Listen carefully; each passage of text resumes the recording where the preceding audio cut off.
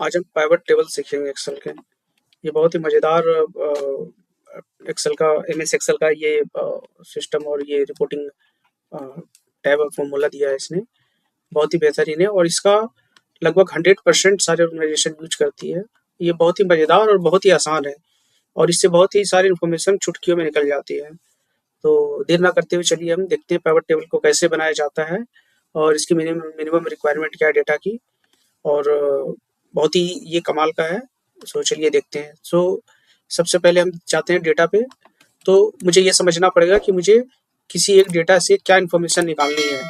ये उस इन्फॉर्मेशन को टोटल कर देगा या लिस्टिंग कर देगा, अब जो भी चाहे वो कर सकता है ये।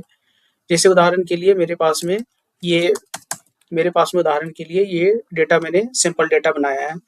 अब इसमें से मुझे अगर निकालना है, ये डेट है, ये सप्लायर के नाम है, सप्लायर के लोकेशन है, ये परचेज वैल्यू है, ये वीक है, ये प्रोडक्ट कोड है, ये परचेज ऑफिसर के नाम है और ये सप्लायर के कोड है। तो इस पे हम ये निकाल किसी भी तरह का इन्फॉर्मेशन इससे निकाल सकते हैं जो हमारी ज़रूरत के हिसाब से हो, हमारी ऑर्गेनाइजेशन या हमारी इन्फॉर्मेशन के पर्पज से हो। जैसे उदाहरण के लिए हमें निकालना है कि हर पार्टी से हमने टोटल कितना परचेस किया है। तो सबसे पहले हम क्या करेंगे, सबसे पहले इसको हम सिलेक्ट करेंगे पूरा टेबल को। ये हमने टेबल को पूरे लास्ट तक सिलेक्ट कर दिया। अब सिलेक्ट करने के बाद कुछ नहीं करना है आपको। आपको जाना है इंसर्ट वाले टैब में। इंसर्ट टैब में जाने के बाद आपको ये अपडेटेड वर्जन है एमएस ऑफिस का। तो आपने जहाँ भी हो इंसर्ट में जाना है सबसे पहले। इंसर्ट टैब में जाने के बाद में आपको टेबल पे जाना है और यहाँ पाइवट टेबल मिल जाएगा। सिंपली इस पे क्लिक करना है तो इस तरह का एक ये पॉपअप खुल जाएगा। अब देख सकते हैं आपने जितना डेटा सिलेक्ट किया है ये सारा डेटा यहाँ दिख रहा है सिलेक्टेड। और ये रेंज बना दिया उसने कि आपने C2 से लेकर J210 तक आपने सिलेक्ट किया है। मतलब C2 यहाँ से लेकर के J10 बॉटम तक आपने सिलेक्ट किया ये डेटा को। अब इसके बेसिस पर आपको ये देख अब हमें ये देखना है कि हमें पाइवट टेबल इसी डेटा के ऊपर बनाना है या अलग बनाना है। तो ये रिकमेंडेशन है कि हमेशा अलग डेटा बनाना चाहिए पाइवट टेबल का। इसको ओवरलैप नहीं करना चाहिए क्योंकि ये मास्टर डेटा है। इससे और भी रिपोर्टें बनाई जा सकती है आपकी। इसलिए हमने न्यू वर्कशीट को सिलेक्ट किया है। अगर मुझे इसी को ओवरलैप करना होता तो मैं एग्जिस्टिंग पे कर लेता सिलेक्ट। तो मैं न्यू पे किया और न्यू पे जैसे मैं क्लिक करूंगा नया पेज खुल जाएगा। तो जैसे मैंने न्यू पे किया, ओके किया, ये नया एक सीट खुल गया। डेटा यहाँ ही रह गया मेरा और एक सीट 6 मेरा एक नया फ्रेश बन गया। अब जितने भी हमारे हेडिंग है जैसे date, supplier, supplier name, location, ये सारी चीज़ें मेरे यहाँ पर दिखने शुरू हो गई मुझे जितने हैं। और अगर होगा तो और भी दिखेगा मुझे। तो अब हमें क्या इन्फॉर्मेशन चाहिए, हमें इन्फॉर्मेशन उदाहरण के लिए निकालना है आप लोगों को समझाने के लिए कि हमारे जो है हमारे टोटल सप्लायर जो है इसके सप्लायर के टोटल कितने, हमने टोटल कितना परचेस किया सप्लायर से। तो हम इसका इन्फॉर्मेशन कैसे निकालेंगे, ये सप्लायर का नाम हम हमेशा रो में डालेंगे हमेशा इस इन्फॉर्मेशन को निकालने के लिए। और दूसरा हमें क्या चाहिए, हमें परचेस का अमाउंट चाहिए। तो परचेस का अमाउंट हम वैल्यू में डाल देंगे। अब आप देख सकते हैं कि ये सप्लायर वाइज आपके पास में इंफॉर्मेशन आ गई और ये हर सप्लायर से हमने कितना कितना वैल्यू का परचेस किया है वो भी आ गया टोटल। मतलब ये टोटल 208 लाइन आइटम को इसने जस्ट 13 लाइन में 13 में दो अगर ऊपर नीचे को छोड़ दे 11 लाइन में इसने समराइज कर दिया। तो यही इसका कमाल है। तो यही पाइवट टेबल का कमाल है।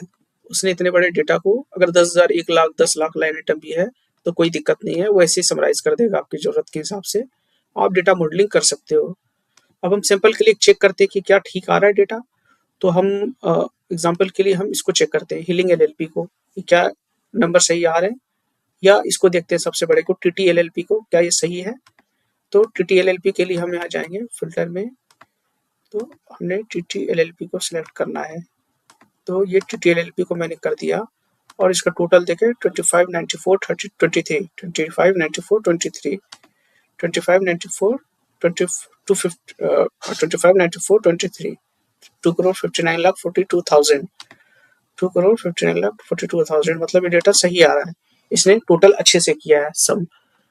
तो ये एक बहुत छोटा सा एग्जांपल है पाइवट टेबल का। और भी बहुत बड़े बड़े यूज है। जैसे उदाहरण के लिए आपको सेम चीज अगर ही बनाना है वीक के लिए या फिर आपको स्टेट के लिए, तो या परचेज ऑफिसर के लिए या प्रोडक्ट के बेसिस पे, तो वो भी आप कर सकते हो। कुछ नहीं तो आपको अगर ये सिर्फ जानना है कि इस टेबल में टोटल मेरे कितने मेरे लोकेशन है, स्टेट्स हैं, तो वो भी मैं आपको निकाल करके अभी एक दिखाता हूँ। तो मुझे वैल्यू भी नहीं चाहिए, मैं सिर्फ ये निकालूंगा कि मेरे टोटल कितने स्टेट हैं।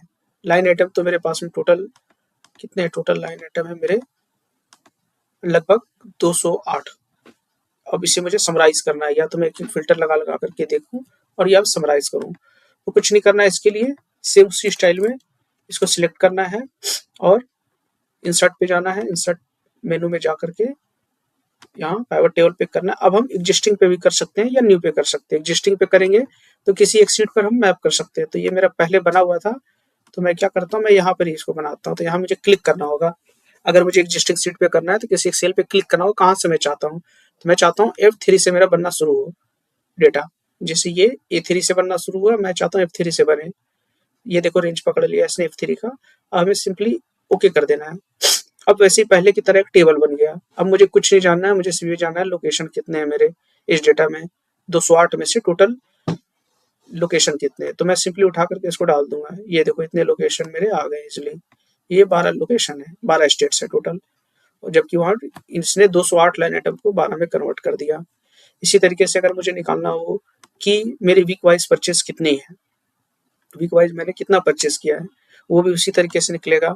अच्छा, एक और इसमें शॉर्टकट है कि आपको बार बार इस तरीके से ऐसे करके और पाइवट इंसर्ट में जाकर ये करके ना करना पड़े, उसके लिए आप सिंपली क्या कर सकते हो कि आप इसको ही कॉपी कर सकते हो। एक बार आपने पाइवट बना दिया सेम डेटा पे, आप इसको कॉपी करके यहाँ पेस्ट कर दो। आपने पेस्ट कर दिया, सेम वही चीज आ गया। अब से कुछ नहीं करना है, आपको रिप्लेस कर देना डेटा को। तो आपको बनाना क्या है, अब आपको बनाना है वीक वाइज आपका परचेज क्या है। ये बॉक्स तभी आएगा जब आप इसके अंदर कर्सर के अंदर क्लिक करोगे तो ये बॉक्स आएगा, जब बाहर क्लिक करोगे तो गायब हो जाएगा। तो हमें भी डेटा बनाना है इसका समरी, तो हम इसके अंदर क्लिक करते हैं ताकि टेबल आ जाए मेरा बनाने के लिए सारी। अब हमने इसके अंदर क्लिक कर दिया, ये आ गया टेबल का लिस्ट। अब मुझे इसमें से क्या बनाना है, वीक वाइज परचेज। तो वीक को मैं रो में डालूंगा। आप अपने हिसाब से ऊपर नीचे दाएं बाएं कहीं भी करके देख सकते हो कि आपको किस तरीके से बनाना है। अब मैं रो को ये कर दिया, परचेज वैल्यू को मैं राइट में कर दूंगा। ये मेरा वीक वाइज परचेज आ गया कि वीक 1 में हमने इतने का किया था, वीक 3 में हमने इतने का परचेज किया है, टोटल इतने परचेज किया है। आप अगर चाहते हो कि स्टेट और वीक दोनों आ जाए तो कुछ नहीं करना है, इसमें कुछ नहीं करना है। इसमें एक सप्लायर का ये रो में डाल देना है। अब इसमें भी दो तरीके हैं, अगर आप सप्लायर का इसमें डालोगे तो इस स्टाइल में आएगा। तो सप्लायर लेफ्ट रहेगा और वीक को हम ऊपर डाल देंगे कॉलम में। अब ये मेरे मन मुताबिक बन गया।